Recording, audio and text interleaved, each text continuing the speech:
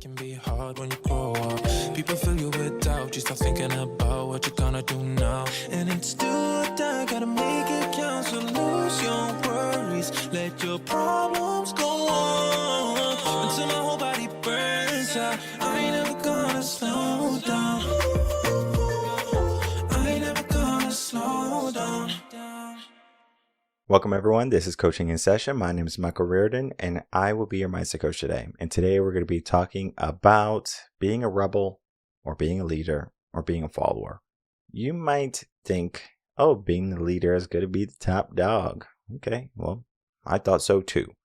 Because in the world that I have evolved myself around, leadership and followership is going to be basically the prime two candidates who you can become. Are you a leader or are you a follower? There has to be an in between. There has to be something better. Maybe there's probably something even worse than a follower. But the aspect of thinking about what we can look at in our life and what we can create. A lot of us just kind of go through the motions of life and then we find ourselves on our deathbed and we wonder where life went. Did we truly get to live? And is a life where you do everything that you're told, you do everything what everyone is doing, is that a life that's true to you? It's a wonderful question because it's going to give you the insight that you might be looking for or that you might need to make some changes in your life. Because people don't change if everything is going good. If everything is going good, great, let's keep it up. Businesses, for example, if you're getting 15, 20, maybe 50% more every single month, great, we're doing good. They're not worried about, all right, we're negative 20, negative 50%, we need to make a change. So when things are going good in our life, we're not worried about making change. Let's keep the ball rolling. Maybe we can look at some things and we can say, well, this might be up and coming. We need to focus on this. We need to do this in order to stay relevant. Yes, those conversations are going to be there in the business, but if it ain't broke, don't fix it, they say. But the problem with that saying is, with that, time is always going to be fluctuating and mindsets are always going to be changing. Think of it as a certain style of clothing or a certain genre of music. When you go back to the 70s, you have your Motown, your funk, your soul music, your Earth, Wind, and Fire. Good music, right? Fast forward to the 90s, you got your hip hop, your Biggie, your Jay-Z, your Nas. Fast forward to 2020, you have your pop music. I know Beyonce was relevant before, but now Taylor Swift is basically, a powerhouse in the pop culture. Before it was Michael Jackson. Now we have a different dynamic of singers, of styles, of mindsets. Because as time goes, things are going to change. The music we listen to, the clothes we wear, the cars we drive, we update ourselves. Just how we don't have rotary phones in our houses, we have cell phones. Most people don't even have home phones. And if you do have a home phone, it's probably because you're older and you don't know how to use a cell phone. That's my grandma. All right. I don't mean to throw her on the bus or anything, but hey, that's reality. But then there are going to be grandmas like my other grandma. She has a cell phone only. So it just depends on the person. Do you want to update? Think of it as firmware. Do we update our firmware? Or do we just stay in the same system that we have always been in? And today we're going to be having a wonderful conversation with a self-help author and a hypnotherapist, Joe Barnes. He's going to be helping us understand what is going on in the world, what is going on in our mind, and how to escape the system.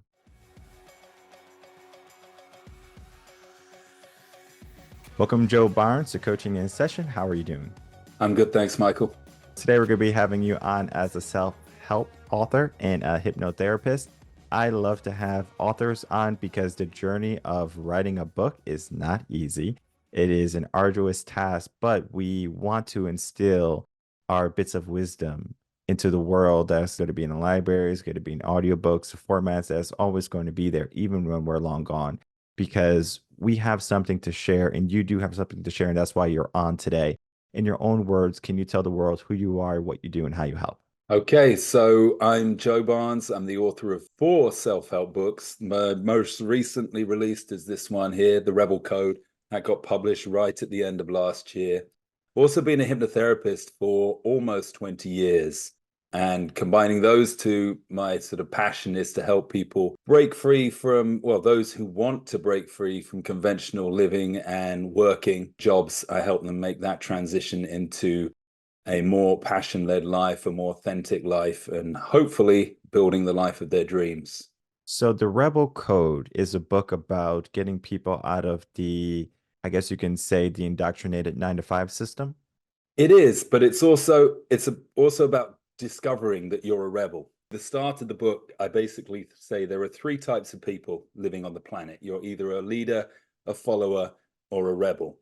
And the difficult thing for the rebel is that they may either be trying to force themselves to be a leader. You know, there are so many books on leadership out there and about being an alpha, etc. And they may be trying to do that, and they're sort of trying to fit a square peg into a round hole. The other alternative is they may just think, God, it'd be much easier if I just follow and go along with what everybody else is doing. So they're either trying to be a leader or a follower. When they don't realize is they're actually a rebel. And there is a path for rebels. There doesn't oftentimes seem like there is a path for rebels. Sometimes it feels you're a bit of a misfit and there's no place for you in the world. But my book is aimed to show them how they can create a place for themselves in the world and embrace their rebel personality. I may have forgotten your initial question there, but it's quite important to explain that there are those 3 personalities. And when you discover you're a rebel, there are certain guidelines I offer as how to make the most of your life as a rebel. And so you don't have to worry about answering my questions because the questions I give are very vague. I do it on purpose because I don't like to have a conversation that's going to be the same. Like, for example, we have a lot of guests come on the podcast. And if someone is listening to a guest, let's say the guest is Megan, and then Joe comes after, right? They don't want to listen to the same questions. They don't want to listen to the same conversation. They want something unique. Every episode has to be special and magical. And today I already know that we're going to have a wonderful episode because the Rebel Code is something that is going to be an interesting conversation because, as you said, there's 3 types of people: leaders, followers, and rebels. And I want to get into the aspect of the rebel because is the rebel someone who just kind of treads their own way, F society, says, I'm going to do my own thing, and they don't care what people think, say, or do to them? They already know they are 100% solidified in who they are and who they're becoming. I think potentially, but I don't think I make a distinction in the book between successful rebels and rebels who happen to be struggling. And I know from my own experience, I was a struggling rebel. And I think there are probably more struggling rebels than there are successful rebels. Yeah, there is that whole, tendency to think, F society. But at the same time, it's hard to do that. It's very easy just to think it in your head, but to actually live a life congruent with that ideal, are you really going to break free and you're not going to have an employed job? Not going to work in the corporate world. You're going to do your own thing. Well, that's tough. Are you really going to break free in terms of maybe you're not going to follow the societal norms as well? Maybe you're not going to socialize like everybody else does. Maybe you don't believe, maybe, for example, you don't believe in marriage, etc. Are you really going to have the strength to stand for your conviction? It's not as easy as just saying F society. I think there is a tendency for rebels to feel that way, but to truly live a happy and authentic life, they have to actually take action on that feeling. And that's really what I feel the guidance from my book comes in. When we look at the 3, right, followers is pretty easy to distinguish. But when we look at the comparison between leader and rebel, what's the difference in action there? So the leader wants to be on top, but they want to be on top within the system. So there's a clear hierarchy, power structure, and they want to exploit that. They want to be the ones calling the shots. Now, the rebel may want to be on top. They may want to be doing great things, but they don't want to do it within the structure of that system. They want to go their own way. So I say that the 3 different personality types have 3 different roles in the world. The leader's role is to enforce the status quo. The follower's role is simply to administer it, carry it out, obey it. The rebel's role is to challenge the status quo. And if they're successful, they challenge it, they change the whole paradigm, and everything starts all over again. They create a new paradigm, which inevitably the leaders end up ruling, the followers end up following, and the new rebels that come along say, hey, we're sick of this. We want to create something new again. And that's how humanity advances throughout the centuries, throughout the millennium.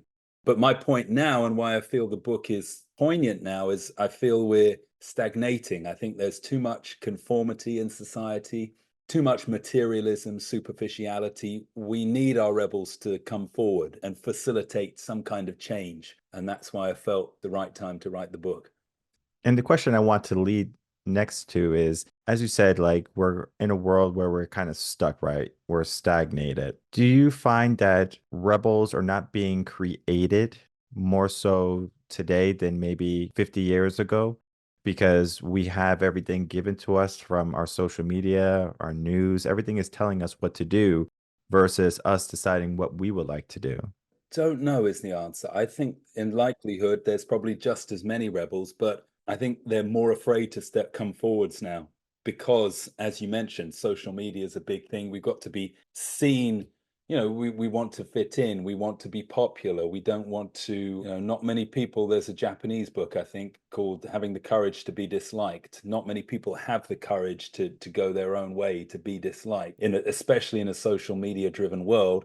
They want to be seen as popular, as liked, as cool. And it's crazy how cool is kind of defined in a way as fitting in. So I think the rebels are out there, but the external forces are so strong for us to conform to go along with what everybody else is doing, what everybody else is saying. You see so much virtue signaling in society now as well. Everybody's got to try and demonstrate that they're a good person all the time. That can be quite hard to fight against. So I think for those reasons, the rebels are being silenced, and they may have rebellious thoughts, but they're not acting on it in their lives. Do you think, or have you found that people have an alignment in their life? For example, some people are born to be leaders, some people are born to be followers, some people are born to be rebels.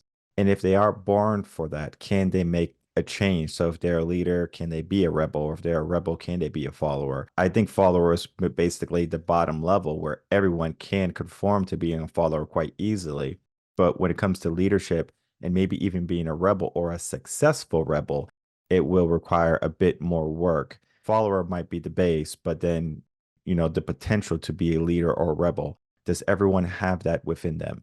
I think so, and to varying degrees. It's a self-help book. I didn't want to make the whole entire book discussing the sort of dichotomy between the levels. I wanted to simplify it. So I came up with 3 personality types. But yes, I may be predominantly a rebel, but I may have some leadership qualities within me. At times I may follow. It's not a case that one person is just one thing. So to answer your question, yes, I think you can have follower tendencies, but inside you there might also be a rebel, and you might feel, for example, after reading this book or seeing something else, watching some documentary or whatever it is that inspires you, you may feel, I need to let that rebellious side out. And I think a good example of exactly what you're talking about is someone like Nelson Mandela, South African president. He was a rebel initially. He challenged the system. But guess what? Through being successful, he changed the whole paradigm, ended up leading. So he went from rebel to leader. But of course, even while he was a leader, he probably was still a little bit of a rebel. And even while he was a rebel, he was still a leader. It's fluid. I don't think it's just set in 3 different categories.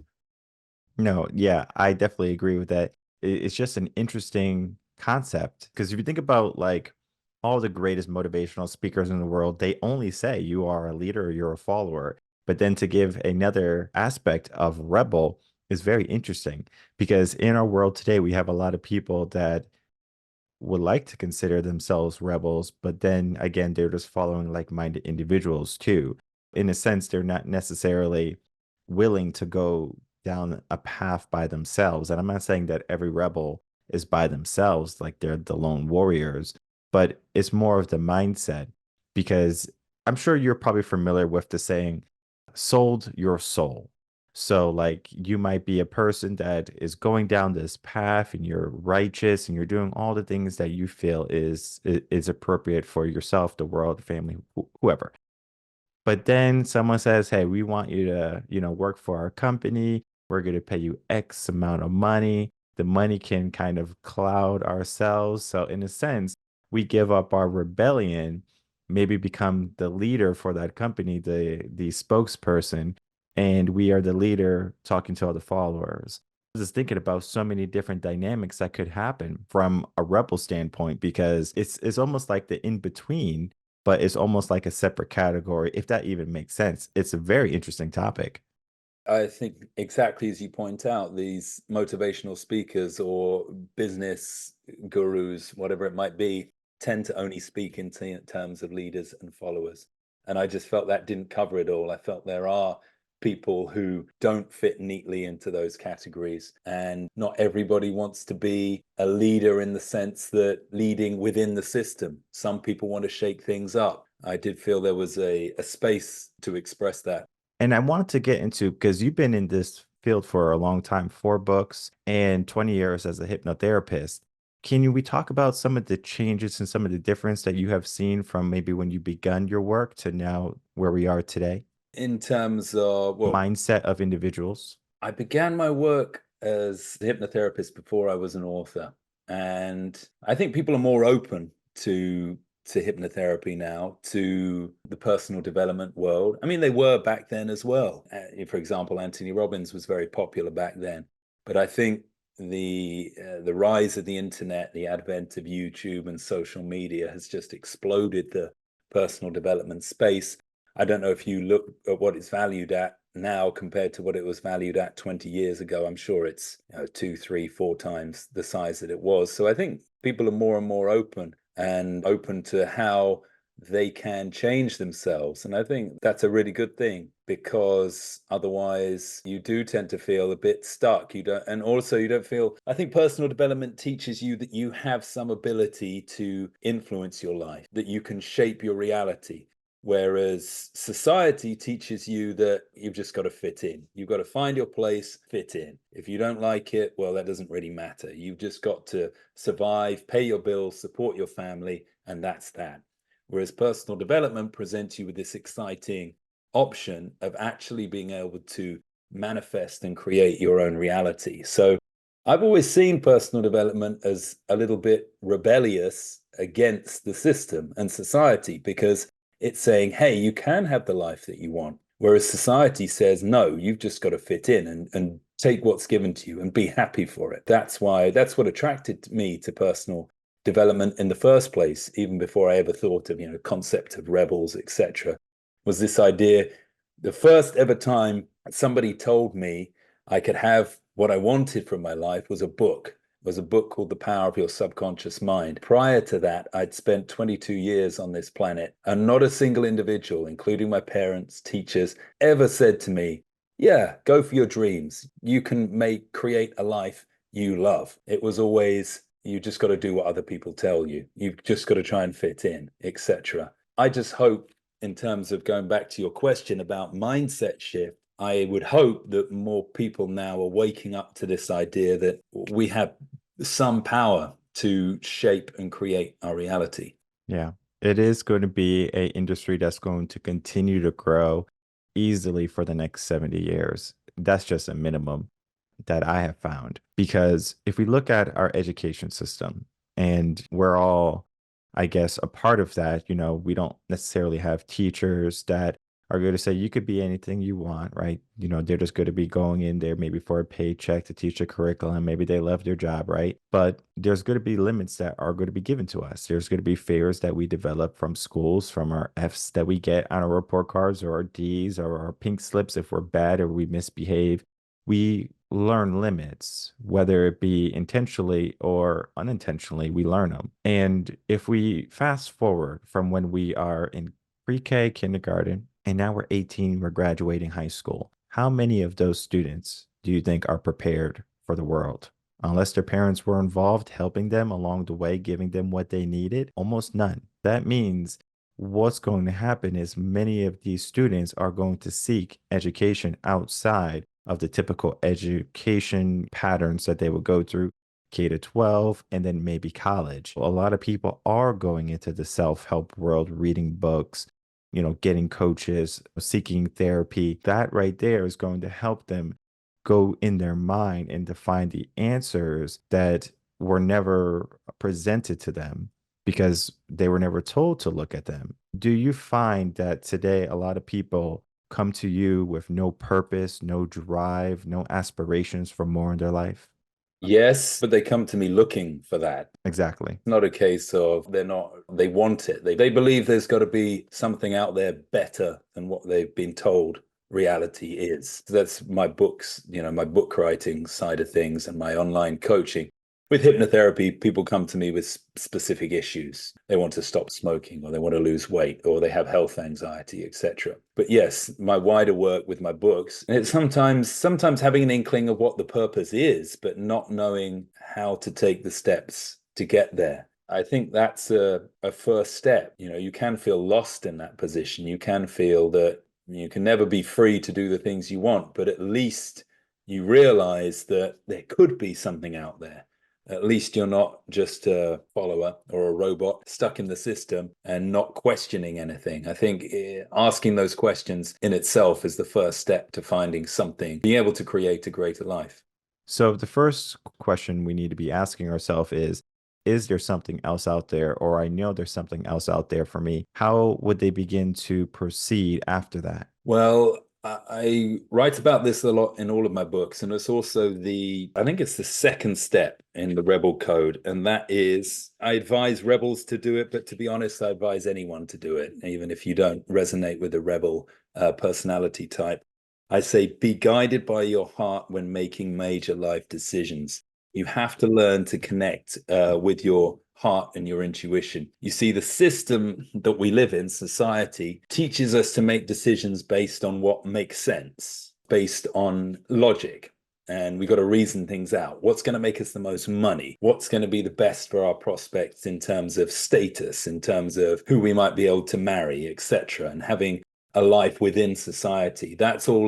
It's all up here, that kind of decision making. To really create the life of your dreams, you have to shift your decision making down here and start to ask the questions about what you are passionate about, what is driving you deep in your soul. And that may lead you in a crazy direction, a really difficult direction. It's not a case of, oh, wow, just because I'm inspired about this, it's all going to be easy from here. I think that was a little bit of a misconception I had, maybe a lie is too strong a word, that the self-help world taught me is follow your heart and everything's going to be okay. It's not the case. You're probably going to walk a harder path than if you just do what everybody else does and do what makes sense. I still think follow your heart is great advice, and I still think you have to do it, but it often leads you into conflict with those people who don't follow their hearts and a system which isn't set up that way. But in answer to your question, you've got to start making heart-based decisions. That's the first step to really uncovering your purpose and discovering what you're here to do with your life. We talk about the system. I know other people refer it to as the matrix, society. Is there a future where all of that changes and people get to live a life according to what they want? I hope so. I think the more people that break out of, we can call it the matrix, it's an analogy. I was actually the first one to start saying that. I was saying that in 2012. I'm just not as popular as Andrew Tate or some of the other people who start using that word. But I wrote a book called Screw the System back in 2012, had a matrix design cover, and I talked about exactly that stuff. But anyway, I hope people do, and you can only hope by if you do it and you're successful, then other people see that it's possible, then that hopefully inspires more people to do it, because I think we need that. I think we need people realizing that I can do what I want with my life. I don't just have to accept what's given to me. I think that's a really important thing for any person to understand. Let's hope that we are moving in that direction. There's the idea of creating people who are just more docile, who don't fight back, who don't implement action in their life. And the example, I've talked about this before, what they do to domesticate sheep. is any sheep that is dominant, assertive, attacks, they would kill it. And they would only breed sheep that would listen, were gentle, would run away, like they're afraid. That was inbred into them. And in our society, it's almost like the mentality of having to go into that 9 to 5 rat race type of thing or mentality is inbred into us. How can a person that has been given a hand of, well, my mom did it, my dad did it, everyone else is doing it. I want to be accepted, so I should do it too. And I know we talked about it briefly, but I really want to get into this because that peer acceptance is so big. And why would someone walk away from the system if it's going to outcast them initially? I guess it's because something inside of you knows that it's not for you, that that life of conformity is crushing you, it's killing you. The other option is not super appealing, but it is appealing because it's inspiring to you and it's about following your heart, but at the same time it's difficult. And that difficulty, as you mentioned, of turning away from the crowd, of perhaps for a period of time experiencing a little bit of isolation is very scary for a lot of people. And I have sympathy. I know it's not easy to do that because ultimately you get the big prize. If you can stay the course, if you can be true to your heart and work in the direction of your dreams and what you're passionate about, and finally create and shape a life where you do get to live the life you want, then you get the biggest prize of all.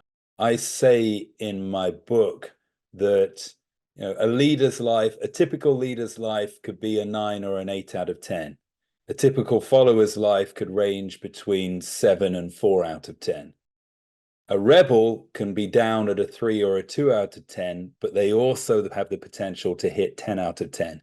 And then the only ones who can get to 10 out of 10, because they're the only ones who have the courage to listen and stay true to their heart. And then if they're successful, build and live this absolutely amazing life, the life of their dreams. You see examples of people doing that. Are they, you don't know whether they're entirely authentic because you're not living their lives, but maybe you imagine that these great people who have triumphed against all the odds are living at a level above most other people. So it's all or nothing sometimes with the rebel, I think. And if you're of that mindset, then it's worth playing. It's worth facing all those challenges. It's worth facing the isolation. If at the end of the day, you are going to get to experience life's greatest prize. It's like you have to live on the dangerous side because you might be one of those unsuccessful rebels and you might be that big prize winner rebel where you get that 10. And it is going to be a gamble for some people, but they do have to figure out if they want to do the work, I think. Because if they just envision that big prize, but they are, doing all the follower tendencies of just going to the 9 to 5 rat race, getting a paycheck, not doing anything to elevate themselves, then of course they're going to be in that, probably 4 to 7 range, as you said. This right here brings into the question of the isolation aspect that you mentioned. And this is very vague because I'm going to tie it in. There's an actor, I forget his name. He played a villain or something. I forget the name of the villain. Venom. Ed Hardy or something? Tom Hardy. Tom Hardy. Thank you. Tom Hardy. He said in a quote or, like interview, he says, being alone is addicting because you get used to it, but it's also powerful.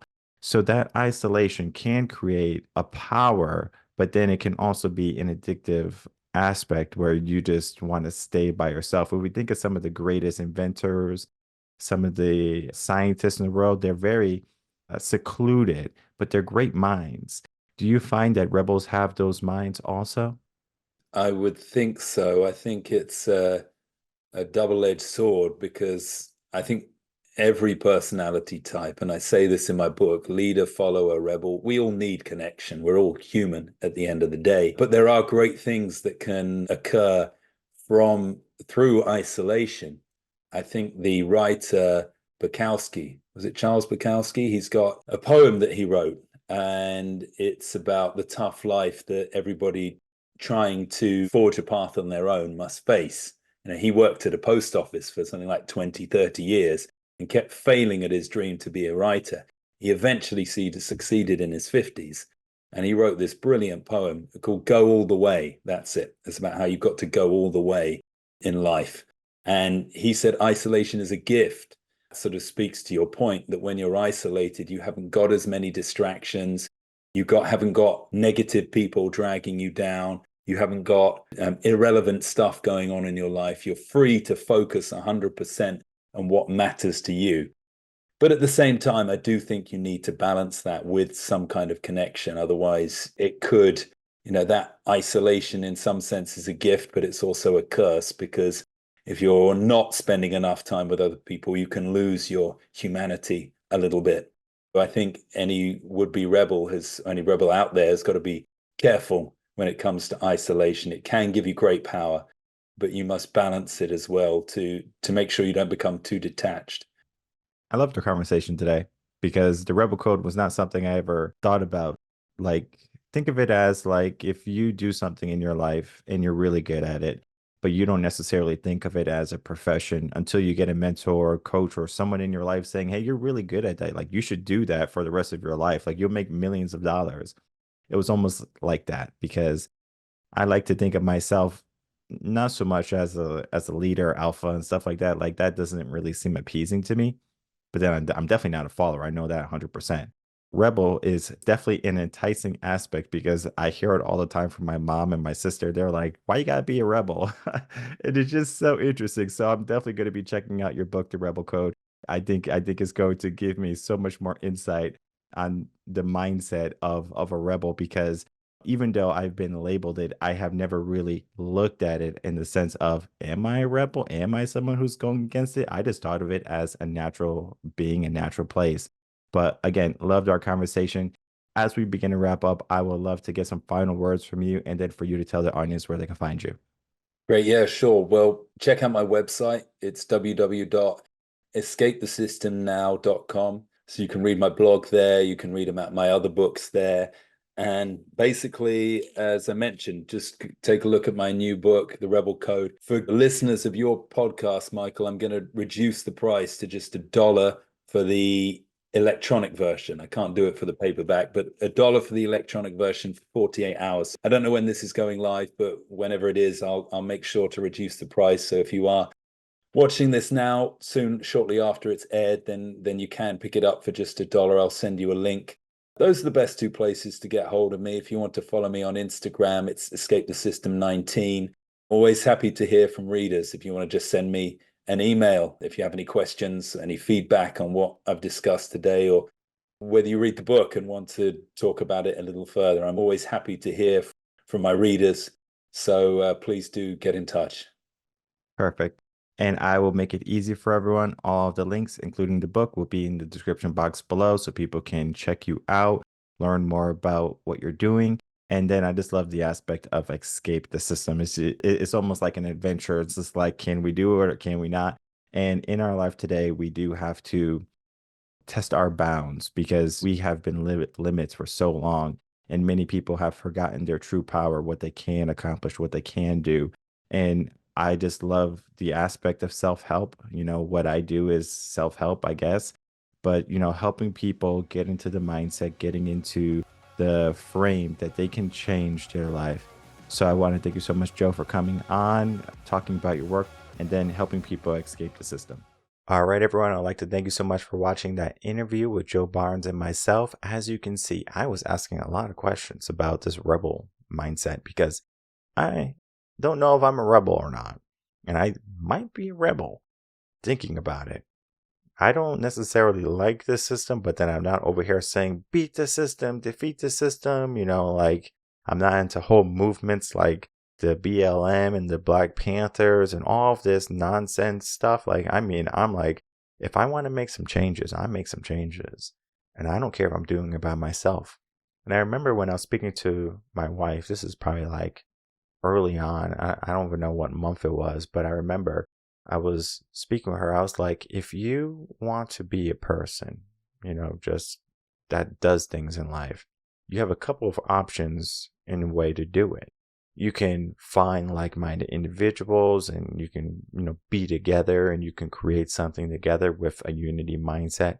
and collaboration.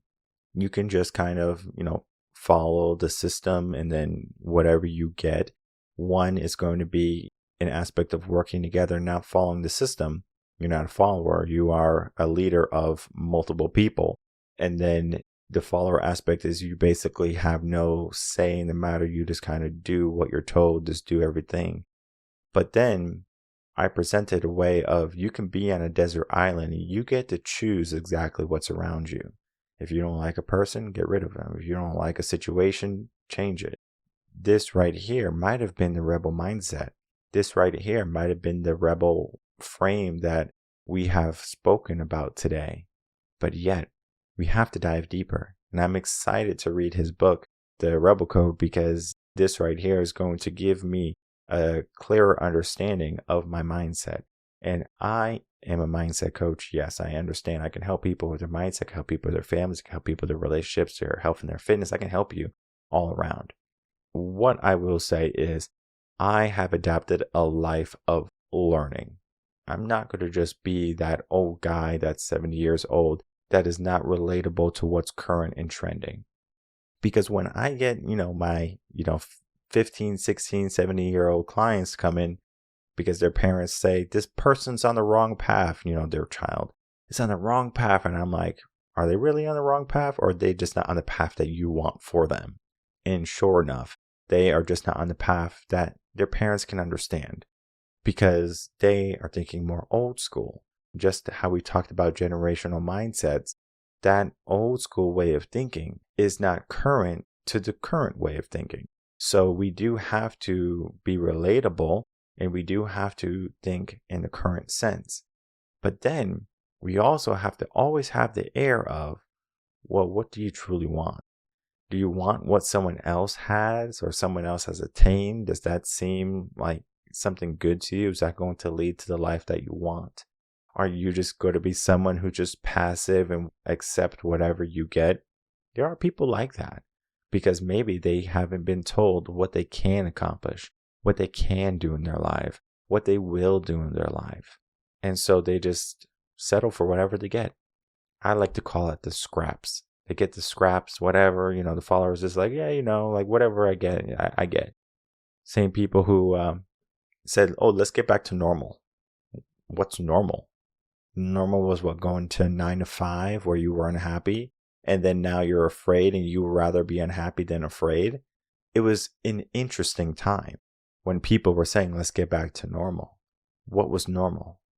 Not succeeding, not living the life of your dreams, the person that you were destined to be, not attaining that person or reaching that person. That was normal.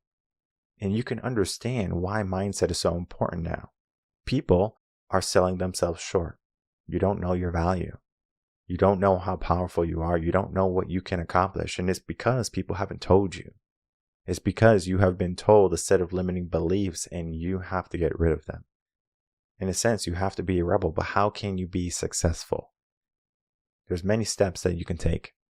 I encourage everyone to immerse yourself in self-help, to find yourself mentors, and to find yourself individuals that can help you along the way, the process, similar to what Joe does. He can help you get rid of habits and, relinquish those bad patterns in your life, but then he can also instill and create good stuff into your life. And that's what you need. You need people who are going to give you the good, also get rid of the bad, but to give you the good, because that is what we need in our life. We need the good. We need to get away from what everyone else is having, in the sense of they have nothing. They're struggling. They're not prospering. They're trying to survive. Every day is a day full of stress, anxiety, and uncertainty. And you have to ask yourself, do you want to live a life like that? Do you want to be 65 and worried about retirement? I don't know. Do you want to be someone who doesn't create a family that you can love and cherish and connect with? I don't know. Our mindsets are in a very interesting place. And I use the word interesting loosely. Interesting can be like, oh, that's interesting, good. And that it could be, that's interesting, bad.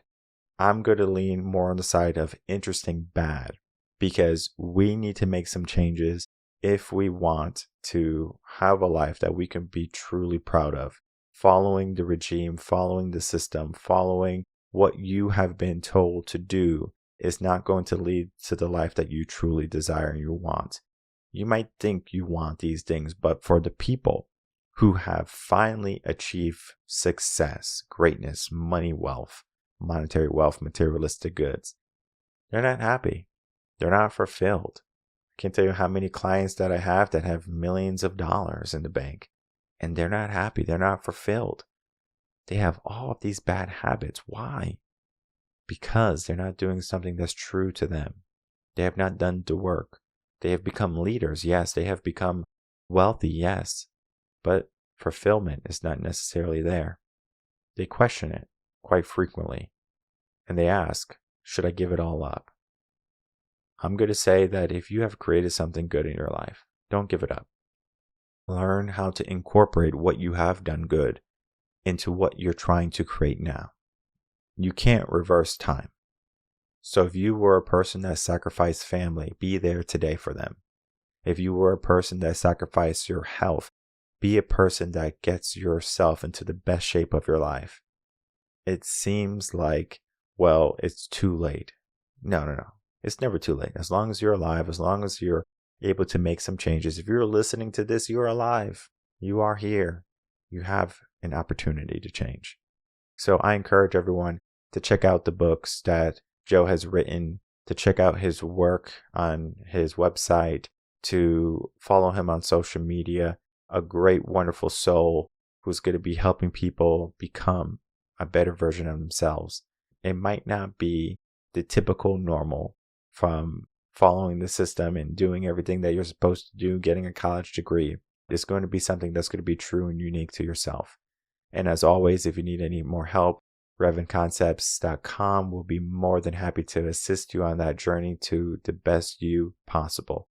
My name is Michael Rearden. I'm a mindset coach. If you have any questions, email me coachinginsession@gmail.com, and I will see everyone on the next episode of Coaching in Session. Until then, everyone, take care.